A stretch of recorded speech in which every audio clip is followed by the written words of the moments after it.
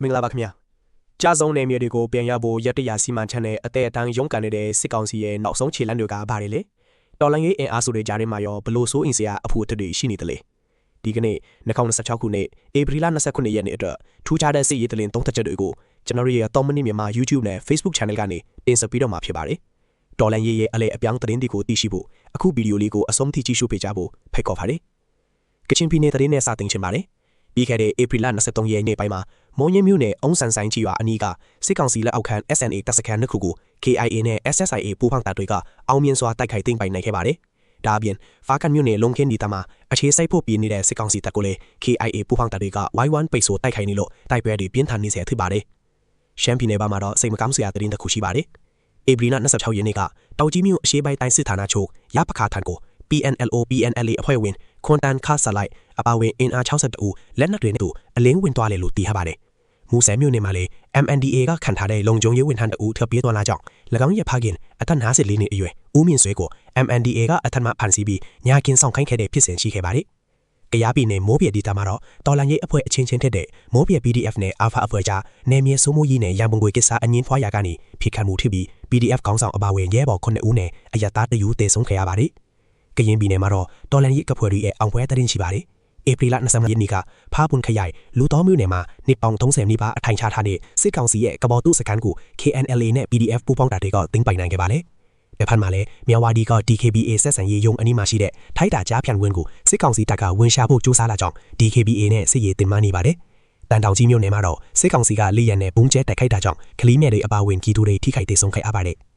ချင်းပြည်နယ်မှာတော့ဖလားမြို့နယ်စူးပုံလေးဆိုင်ကိုစစ်ကောင်စီကအင်အားအလုံးရံနဲ့ပြန်လည်ထိန်းချုပ်လိုက်ပြီးတော့ဖလားဟာခလမ်းပိုင်းမှာတိုက်ပွဲဆက်ဖြစ်နေပါတယ်။အညာဒီတာတရင်တွေကိုကြည့်မယ်ဆိုရင်စစ်ကိုင်းတိုင်းကလေးဝမြို့နယ်အောင်ချမ်းသာရွာစခန်းကို PDF နဲ့ပကတ်ဖပူးပေါင်းတပ်တွေကတင်ပိုင်နိုင်ခဲ့ပါတယ်။မကွေးတိုင်းစိတ်ဖြူမြို့နယ်မှာတော့စစ်ကောင်စီကရွာတွေကိုမီးရှို့လို့အင်ချေတရားကျိုးပြချခဲ့ရသလိုစောင်းမြို့နယ်ကန်ကြီးရွာမှာလည်းစစ်ကောင်စီတပ်အင်အား200ကျော်အထိုင်ချလိုက်တာဆောင်လမ်းကြောင်းတွေပြတ်တောက်သွားပါတယ်။မန္တလေးတိုင်းတောင်တာမြို့နယ်မှာလည်းစစ်ကောင်စီကကြီးရွာတွေကိုလွှဲလဲမီးရှို့နေလို့ပြည်သူထောင်ကြီးထပြေးနေရပါတယ်။ထူးခြားတာကတော့မိုးကိုအခြေစိုက် TRI ဗျူဟာကနေစီကန်းဖောက်ဖျက်မှုတွေကြောင့်အမျိုးသမီး8ဦးအပါဝင်ရဲဘော်35ဦးကိုအမိပြက်စာရင်းထွင်းပြီးထုတ်ပိတ်လိုက်တဲ့တရီမဲဖြစ်ပါတယ်။ဘဲကိုတိုင်းမှာတော့ PKI တဲ့ရက်နှစ်ကနေငွေညက်နယ်အုပ်ချုပ်ရေးမှူးတင်မောင်ဆန်းကိုဖိခိုက်ရှင်းလင်းခဲ့ပါတယ်။တောင်ယူမှာတော့ပေါ်ဒါဆွဲတာကိုညင်းဆန်တဲ့လူငယ်ကိုသူရကိုစစ်ကောင်စီကပစ်တက်သွားခဲ့ပါတယ်။ရန်ကုန်မှာတော့စာရေးဆရာဦးတင်ညွန့်အပါဝင်3ဦးကိုပုံမှန်905ခါကဖမ်းဆီးအမှုဖွင့်လိုက်တယ်လို့73စီချွေတိုက်ရေးစုံမော် system ကိုအကြောင်းပြုပြီးလမ်းပေါ်ကကားတွေကိုစစ်တပ်နဲ့ရဲတွေက9000ကနေ1000အထိအသက်မှငွေညစ်နေကြပါတယ်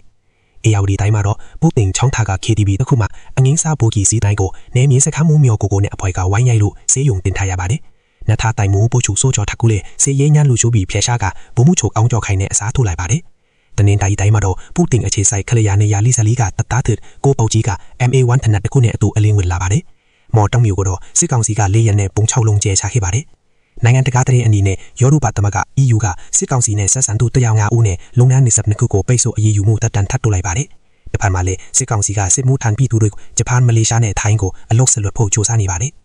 ဒီဖြစ်စဉ်တွေကိုသုံးသပ်ကြည့်ရင်စစ်ကောင်စီဟာ၎င်းတို့ရဲ့ရတရစီမံချက်အရာဆုံးရှုံးတဲ့မြေတွေကိုပြန်ရဖို့စစ်ရေးရအပြင်းထန်ကြိုးစားလာတာတွေ့ရပါတယ်။ဖလားမျိုးကိုပြန်ပင်းတာဟာစိတ်တရေရအစားစီးရဖို့ကြိုးစားတာပါ။တစ်ဖက်မှာလည်းပိုချူချီရဲဝန်ဦးကိုတချုပ်ထက်ခံပြီးတပ်တွင်တစ္ဆာခံမှုပြန်တီးဆောင်နေတယ်လို့စစ်မှုထမ်းဥပဒေနဲ့မလုံးပေးမီလူငယ်တွေကိုတော်လန်ရေးတွေမရောက်အောင်တားဆီးနေပါတယ်။ရန်ကုန်ကငွေညှိမှုတွေဟာလည်းစစ်တပ်ရေးဗန္ဒာရေးအကြက်တဲကိုပြနေတာပါ။ဒါကြောင့်တော်လန်ရေးအဖွဲ့အစည်းတွေအနေနဲ့ပထမဆုံးအနေနဲ့မိုးဖြစ်ဖြစ်စဉ်လိုမျိုးအဖွဲ့ချင်းချဖိခတ်မှုတွေကိုရှောင်ရှားပြီးညီညွတ်ýကိုဦးစားပေးရပါမယ်။ TRI ဗျူဟာဖြစ်စဉ်ကိုသင်ခန်းစာယူပြီးလုံခြုံရေးစစ်ဆေးမှုတွေတိုးမြင့်ရပါမယ်။စစ်ကောင်စီရဲ့ထိုးစစ်လမ်းကြောင်းတွေကိုကြိုတင်ဖျက်တောက်ဖို့လိုပါတယ်။ဖက်ဒရယ်ပြည်ထောင်စုအတွက်လည်းလက်နက်နယ်ပြည်ရှင်းတာထက်တရားမျှသားတဲ့စံနှုန်းတွေနဲ့စတင်ကျင့်သုံးပြဖို့လိုပါတယ်။အရေးကြီးဆုံးကတော့လူထုရဲ့စားဝတ်နေရေးကိုကူညီပြီးပြည်သူ့ဗဟုပြုမှုကိုလက်တွေ့ပြဖို့ပဲဖြစ်ပါတယ်။ဟုတ်ကဲ့ပါခင်ဗျာအခုတင်ဆက်ပေးခဲ့တာကတော့နောက်ဆုံးရစီးရီးသတင်းသုံးသက်ချက်တွေပဲဖြစ်ပါတယ်။မိဘပြည်သူများအနေနဲ့တော်လန်ယူကိုအားပေးတယ်ဆိုရင်ခုလိုစီးရီးသတင်းသုံးသက်တွေကိုများများ share ပေးကြဖို့တိုက်တွန်းလိုပါတယ်။ကျွန်တော်တို့ရဲ့ channel ကိုလည်း follow and like ပေးထားကြပါဦးခင်ဗျာ။အရေးတော်ပုံအောင်ရမည်